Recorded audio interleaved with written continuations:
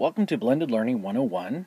This is for RUSD's Professional Development Day on August 19th, 2015. I'm your presenter, Dean Deaver, and if you'd like to follow along, you can actually get the entire presentation at this link here, and it'll actually be helpful to you because it will provide many links to different websites, digital tools, as well as some files we'll be going over. Let's go ahead and get started.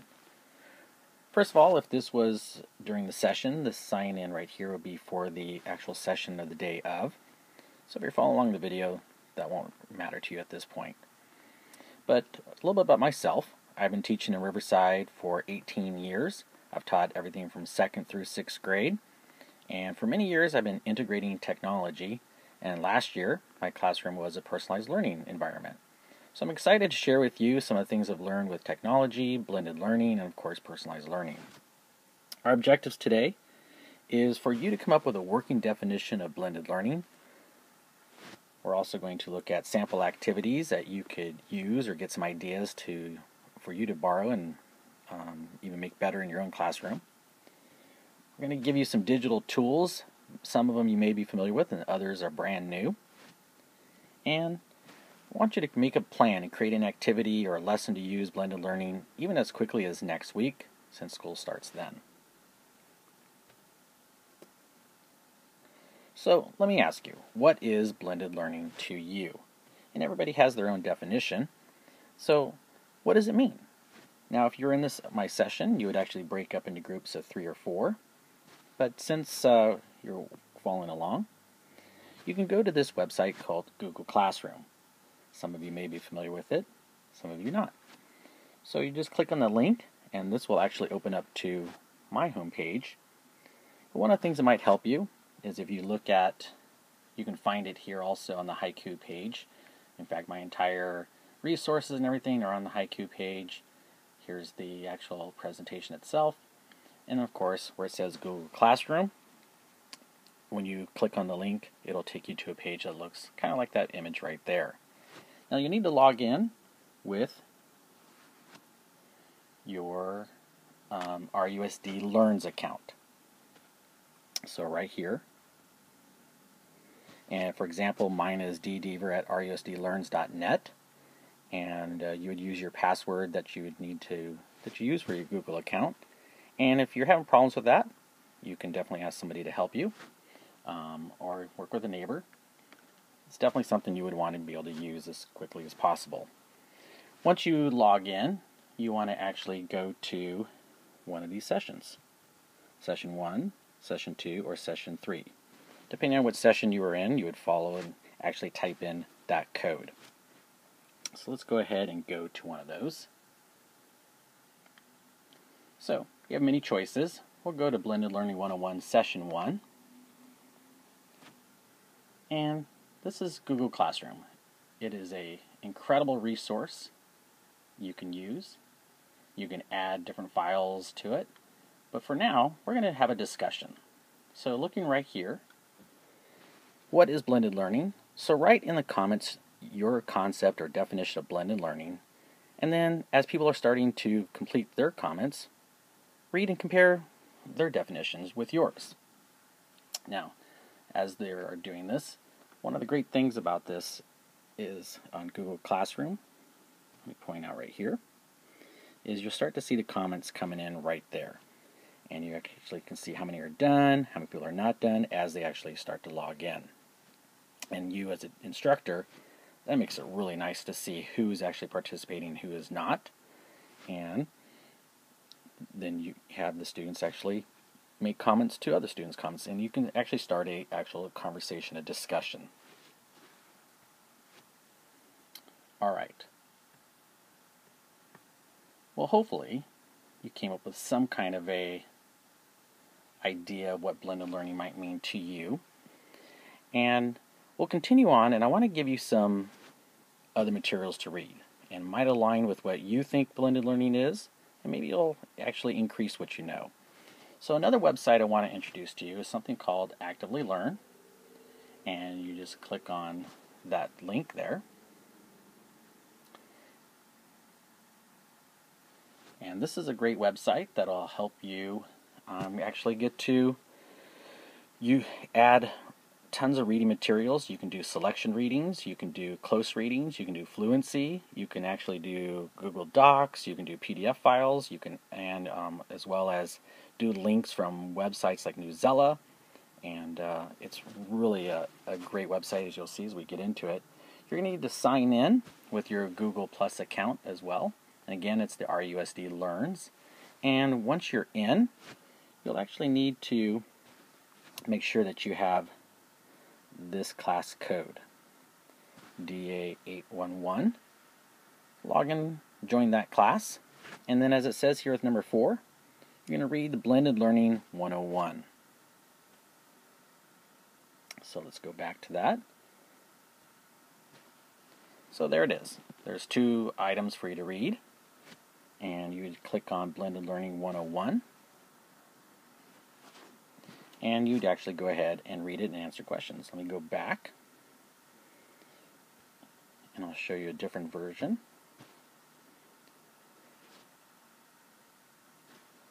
Alright, so in teacher instructions, we'll go to the top here, is to read the following selection and answer the questions at the end of each page. And that's exactly how it's set up here. You have a selection of text, and down at the bottom, you're going to notice that there are questions on page 1 and page 2. And if you look right here, they are standard aligned. So go ahead and read this first selection here and see what you can find out. Alright, well, since you're not in my session, couple things I just want to point out is this definition right here, is what is blended learning. And it says here, at least in part through online delivery instruction and content with some element of student control over time, place, path, or pace. And that is a huge part to blended learning, is you want to give students more control, more say, more voice in their learning. And what time do they want to learn it, in what place, and what is their path that they want to learn it, and definitely at their own pace. And we know we have students that are beginning, middle, and advanced, and so if you can actually provide an environment where they get more choice and more voice, learning really begins, and then you're going into blended learning. If we continue looking further down, you can see some of the models of implementation, and you can read those on your own. And down here at the bottom, based on the quote at the top of the page and the definition, what is your definition of blended learning? And here you would actually go ahead and write in your answer. This is the actual teacher version. But you, as a student, would actually write in your answer. And then you'd go on to the next page. And on this page you can see there's some charts to look at, some top features of a blended learning platform, and 10 drivers of blended learning. And then down at the bottom, you have 2 more questions that are standard based. What are 2 aha or points that stick out to you and why? And then there's actually a video that you can link to your questions, question number 3. If time, watch the first minute and 10 seconds of this video. How does this video compare with the text that you read? And this is a great way for the students to have more than one way to actually learn. And they can read it and review it as much as they want to. And then you as a teacher would go back, and on the right hand side of Actively Learn, you'd actually see right here, which is not yet because no one's actually answered yet, but right here you would actually see the answers of the students right after they submitted it. And the beauty of this is you can actually give them a score of incomplete, basic, proficient, or advanced. And if they don't like their answer, there's actually a reset button for you to give them an opportunity to try it again. In blended learning, it's not one and done. It's about mastery, or at least competency. And when you have a venue like Actively Learn, where the students can go back and reread it and check something again, and they can give another answer. So again, it's about mastery. It's not about just getting it all completed and done. And one last little plug for Actively Learn. This actually has many different types of reports. that you would see as a teacher to help you to understand if they're getting it or not. So you can actually see where it says assignments, gradebook, engagement, proficiency, and vocab. Those are all great tabs to explore and help you know where your student is at and how they're doing. All right, well, let's continue on. So hopefully after reading that article from Actively Learn, you're actually going to I want you to think about blended learning as student-centered learning. And you can go to this link here, this SCL here, and it'll give you a nice little chart. I'm going to just make it a little bit bigger here. And you can definitely look at it on your own a lot more. But you can see most people think maybe technology or blended learning is technology integration. And that's only the first start. Whether you got Google Tools, learning management systems, digital content. Then we get into actual blended learning, where you have 3.0 web tools. You have video-based delivery, flipped classrooms, where again, you are turning it more the learning over to the students, where they have more voice and they have more accountability. They are taking responsibility for their own learning. And then you move into what my classroom is, personalized learning, and then even completely student-centered learning altogether. So that's a neat chart to take a look at, and we'll come back to that if we have time. But here it is again. What does student-centered learning look like? Technology integration, blended learning, personalized learning, and student-centered learning. Good topics to be discussing. All right, let's keep going here. Now, one of the things that people always ask is, how do you set it up? Well, one of the models you could do is a rotational model, and it sounds similar to centers, and it could be even that. So let's take a look at this. You can see personalized online instruction, and that could be done in different ways. Now, not every school has as much technology and devices as they'd like. Some schools have one-to-one devices. Some schools have just a computer lab, and some have class sets. And that's where you could do that. Go to the computer lab, or BYOD, bring your own devices. If your principal and school is open to that, let the students bring their own devices. You might have a class set, and at home. Personalized online instruction could be done at home with their own devices, whether it be a laptop or a regular computer.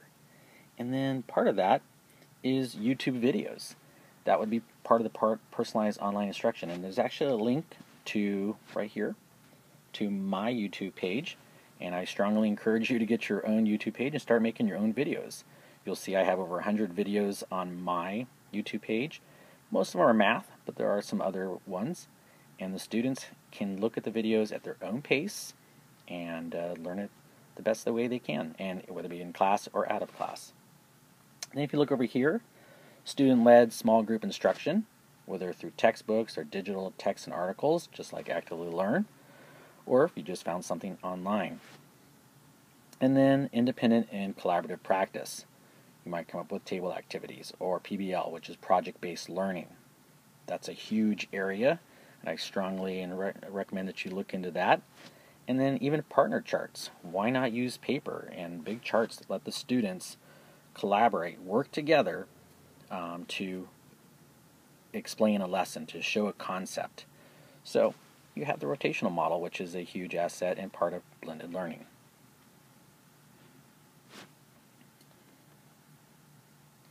All right, so let's say we wanted to do an actual lesson with language arts, social studies combined.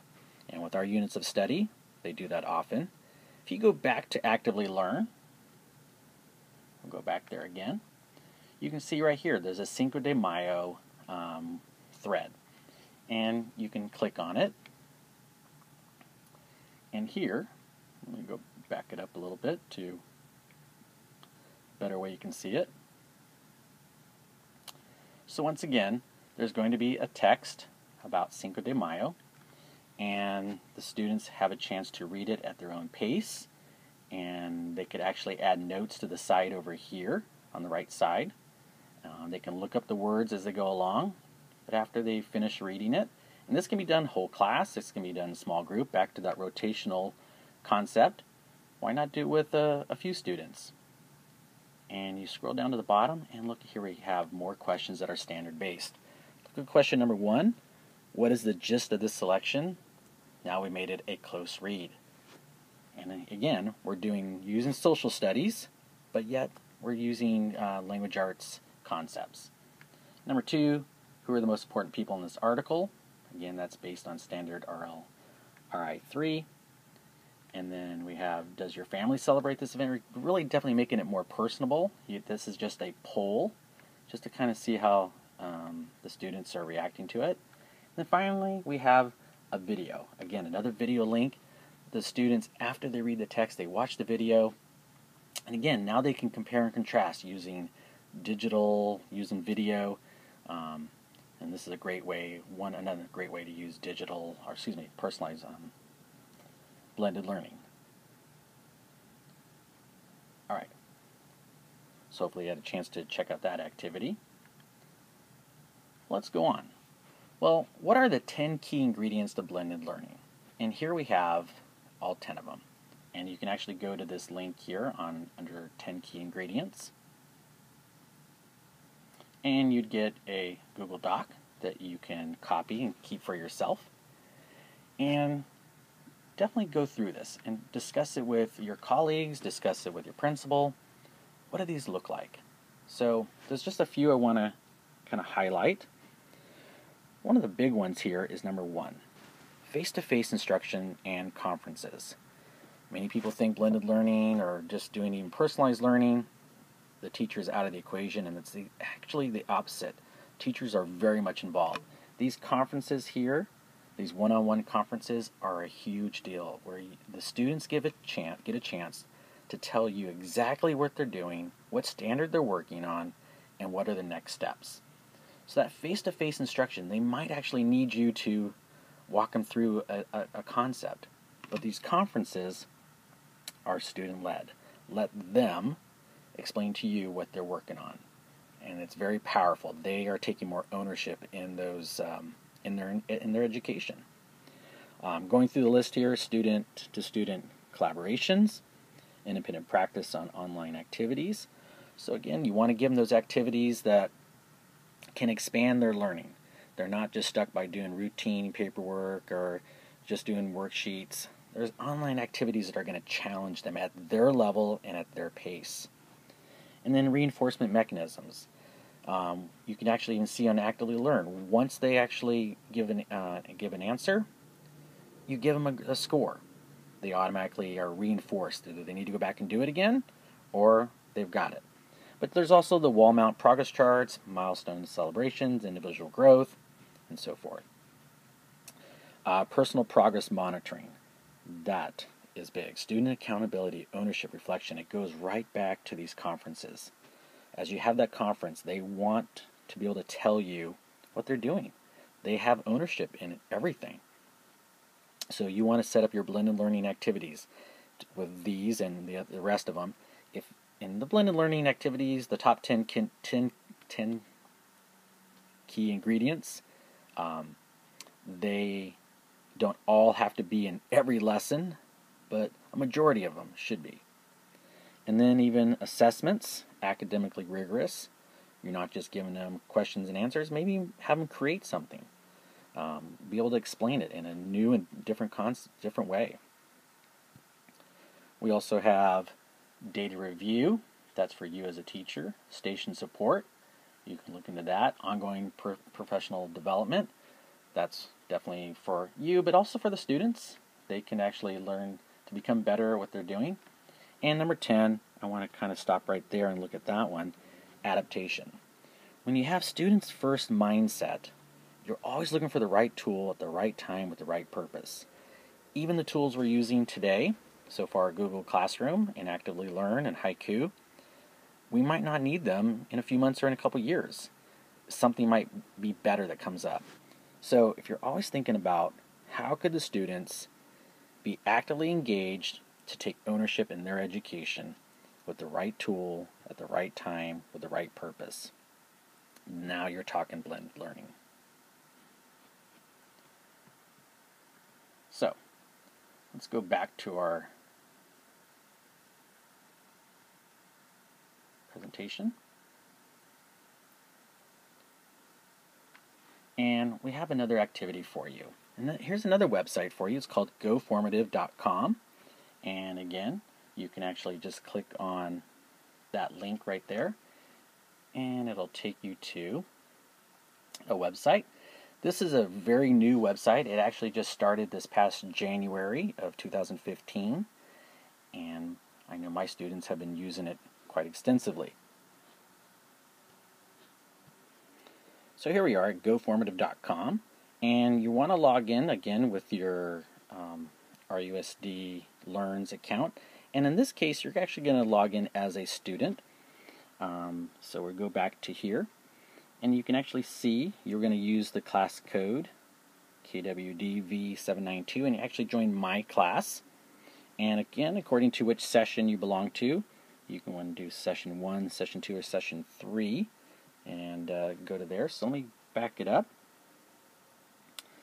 and we'll log in. And goformative.com is a great chance for you to bring in PDFs, different files that either you created or was out there. For example, we can use our math program that has quick checks on it, and you can actually load them up and then add different questions. So we're going to go ahead and take a look at this one. So we're going to go down to session 1, and the question here that I want you to answer is, which of these key ingredients, the ones we just looked at, could you apply next week? What would this look like? So back to those 10 key ingredients for blended learning. They're all right here, but you can also go back to this chart if you like. And what I want you to do is answer the question, and here you actually have a chance to answer it in a couple different ways. You can actually draw on your mouse, you can type it in, you can take a picture of something, and it all goes in. And what's really fascinating about this, and you can't see it here, and I'll show you a different example, but eventually every student that logs in, you see their answers being registered or put in live. It's a live feed of exactly what they're doing, and it's a great chance to use it as a whole class, small group, whatever, for our assessment, or just talking them through it. So if we go back, I'm going to give you a quick sample.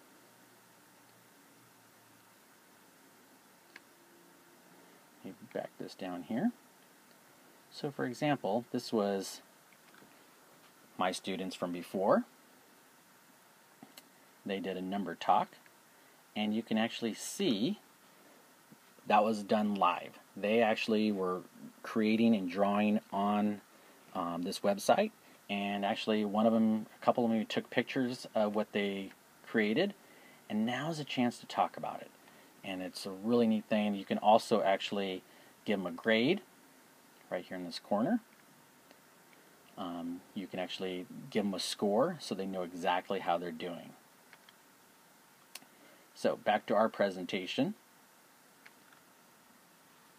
Hopefully you had a good idea. Which of those 10 key ingredients could you use? So let's go and do another activity with goformative.com. This time you are going to do a blended learning math talk. So again, you can see right here, math talk, session 1, session 2. And the one I have for you is probably for 3rd, 4th, 5th, or 6th grade. And but you get an idea. You actually type in the question, show how you would solve 1/2 plus 1/4. And again, you have the options of actually letting the students type in their answer, draw their answer, take a picture if you have the right device. And it's really, really amazing to see what they can do. Alright, so how does this lesson fit with the 10 key ingredients of blended learning? Well, was it a face-to-face instruction? Not necessarily, but the conference itself afterwards is powerful. That is one of the blended learning. After the students show their work on GoFormative, you can have a face-to-face talk with them. Is it independent practice or online activity? Absolutely. They don't all have to do it at the same time. They can actually take it home or do it later in class. Personal progress monitoring. Yes, once you give them a score, they're going to see, are they making progress? Do they understand that concept? Data review. That's for you and hopefully for the students as they see their scores. They might not have all the data, but they have some, at least for that particular assessment. Not sure about ongoing professional development, but student-to-student collaboration. Why not? You could actually open it up once you show the live feeds and show what they're actually doing. The students can talk about, oh, explain, why did you do this? Oh, let's do it together. Let's try it a different way. Reinforcement mechanisms, absolutely. There's a scoring mechanism on it. It is an assessment, whether it be a formal or informal, but it is. Doesn't necessarily mean station support unless you are walking around helping them do it. And adaptation. This is an adaptation, especially because it's a brand new website. It just came out. Something really useful and powerful. Alright, so ponder this.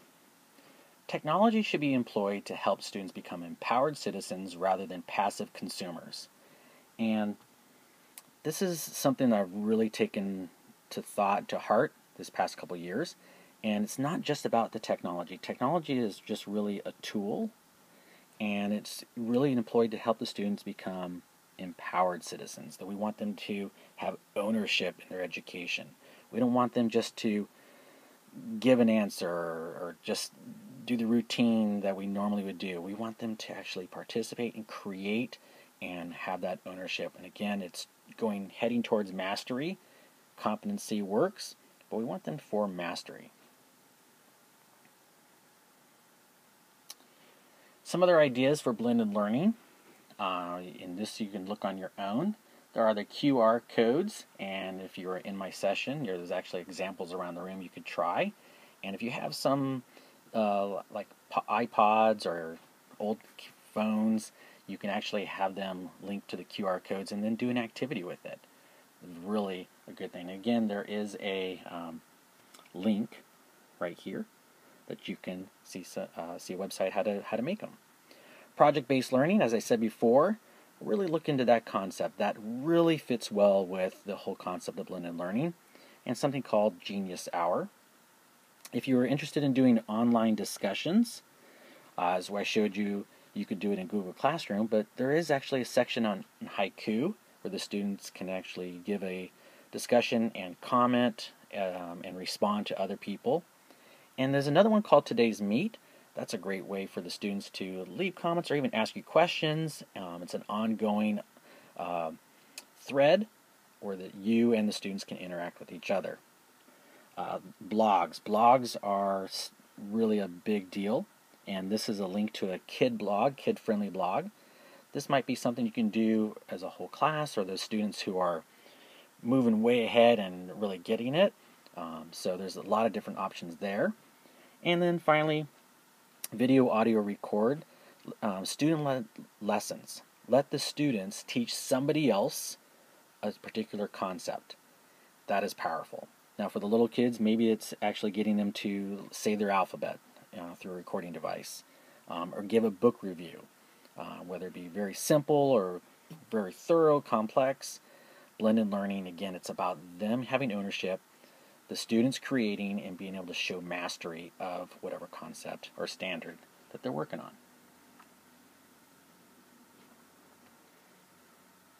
Alright, so I want to give you the last part of the session, and now you can, if you're following along with the video, you can do it on your own. But how could you try blended learning right now, next week? So I would definitely give the remaining time to explore these digital tools and start creating a blended learning activity or lesson, and would love for you to share your ideas. And so if this was part of my session, I would actually, towards the end, I would actually have you fill out a feedback form. And like I said, all the materials and links are located on Haiku under the Blended Learning 101. But if you have any questions, you can email me. I'm on Twitter, on Instagram. Please feel welcome to give me a call or email me. And if you're not sure, not understanding something, or you want more samples, more resources, feel free to give me a call. Thank you for coming into this session and following along. And good luck.